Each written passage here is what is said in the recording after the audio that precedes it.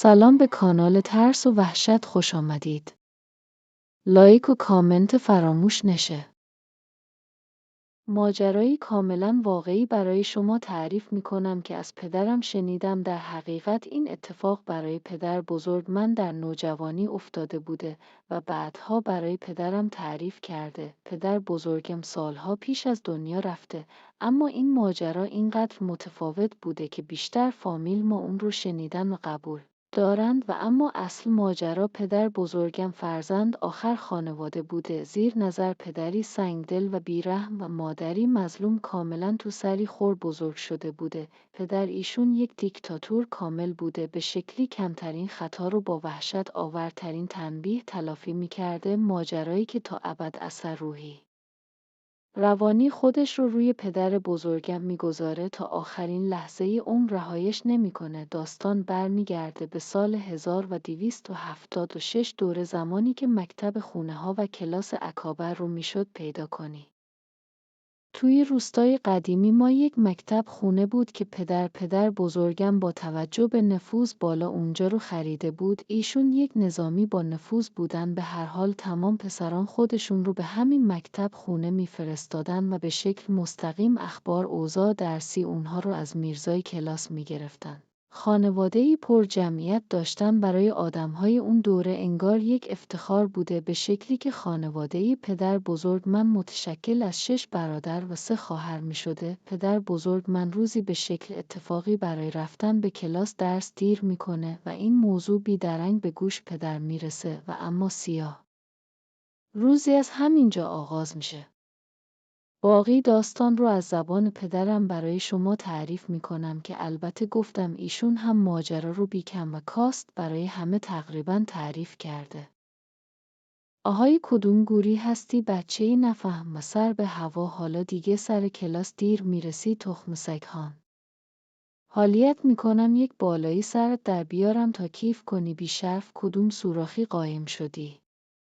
بیچاره بابام تو هیچ کجا نمیتونست قایم بشه آقا، تموم خونه و اطراف خونه و حتی مزارع اطراف رو مثل کف دست میشناخته، واسه همین توی کمتر از نیم ساعت پیداش میکنه. اول که با کمر بند اجباری پاهاش رو به فلک میبنده و اونقدر میزنه که خون از کف پاهاش راه افته، بعد هم دست پسر بیچاره خودش رو میگیره و همین جور لنگان لنگان میبره پرتاب میکنه توی یک آب انبار قدیمی. باغ در آب انبار رو هم قفل میکنم. تنبیه رایج آقا همین بوده، به مدت 2 تا 3 روز کارگرهایی که از زیر کار در میرفتن، دهقان ها، کشاورزها، کنیزها و حتی بچه‌های خودش رو توی این آب انبار زندانی می‌کرده. بعضی از اونها وقتی از آب انبار بیرون می اومدن شبیه به مردهایی بودن که از مرگ برمیگشتن. اما تنبیه محمد قلی بدتر بوده، اون باید 4 روز زندانی می‌شده بدون غذا.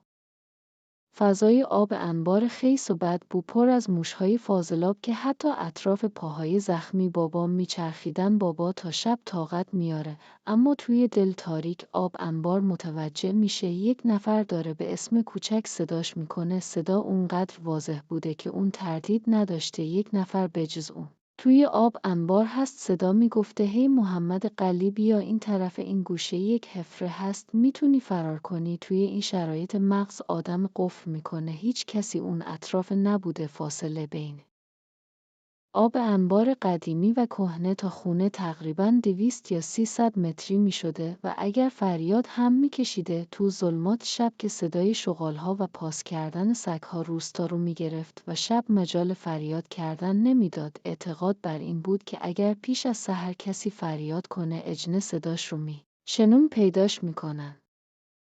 به هر حال محمد قلی بخت برگشته که به حد مرگ ترسیده بوده. دستهایش رو جلو دهن میگیره تا حرفی به زبون نیاره و داد نزنه، اما صدای مرموز که معلوم نیست آر کجا میاد و مال کدوم موجودی هست مدام سر به سرش میگذاشته. هی چرا ترسیدی؟ بچه جون این گوشه یک حفره هست، بیا دستم رو بگیر تا تو رو راهنمایی کنم. و توی دلزلمات شب آب انبار محمد علی با چشمهایی گشاد شده، در حالی که آب دهنش رو به زور قورت میداده، یک دست استخوانی و چروکیده رو میبینه که به سمتش دراز شده، خون به مغز نمیرسه و تا چند دقیقه توی شک کامل به سر میبره. شاید خیالاتی شده، اما این توهم نیست. صدای خنده های جنون امیز و اون دست عجیب که لحظه به لحظه به قفسه سینه بابام نزدیکتر میشده، انگار که میخواد سینه رو پاره کنه و قلب رو از جاش در بیاره. بابام به شک جنون آمیزی از جا کنده میشه و شروع به داد و فریاد میکنه. توی همون کشاکش پاهاش سر میخوره و میفته توی ابلجن بسته‌ای آب انبار. و همونجا در حالی که داره دست و پا میزنه تا خودش رو به شکلی از توی لجن‌ها بیرون بکشه، توجهش به یک حفره جلب میشه. انگار راه فراری برای رفتن از اون مخمسه مثل یک موش توی حفره میخزه و بعد از تلاشی طولانی طاقت فرسا از توی آب انبار از طریق همون حفره فرار میکنه. اما چیزی که رو به روی خودش میبینه تقریباً جسم خسته و کوبیده شده اش رو از پا در میاره. انگار پشت آب انبار قدیمی قبرستان مخصوص کولی‌ها بوده. کولی‌ها معروف به رمالی و فالگیری و احضار جمع بودن، اما شایعاتی بوده که بعضی از اونها جادوهای قوی استفاده میکردن و حتی چند نفر از اونها با شیطان و اجنه رابطه‌ای مستقیم داشتند. بابام، نوجوانی که تا اون لحظه معنی سکته زدن یا فلج شدن رو نفهمیده بود، متوجه شد که یک نفر از میان قبرستان ایستاده و داره اون رو صدا میزنه و با اشاره‌ای دست میخواد که به سمتش بره. بی اختیار، درست مثل اینکه طلسم شده باشه، با همون پاهای داغون و دستهای پر از خراش، بدون اینکه اراده‌ای از خودش داشته باشه، به سمت اون شخص یا موجود میره. بابام میگفت فقط چند قدم دیگه مونده بوده که به اون موجود برسه که با دیدن هیکل عجیب غریبش فهمیدم آدمی زاد نیست. به شکلی چنگ انداخت تا منو بگیره و جای ناخنهاش روی گردنم افتاد. همه فکر میکردن که شاخه‌ای درخت به گردن پدر بزرگم گیر کرد، اما جای اون زخم‌های روی گردن پدر بزرگم هرگز خوب نشد.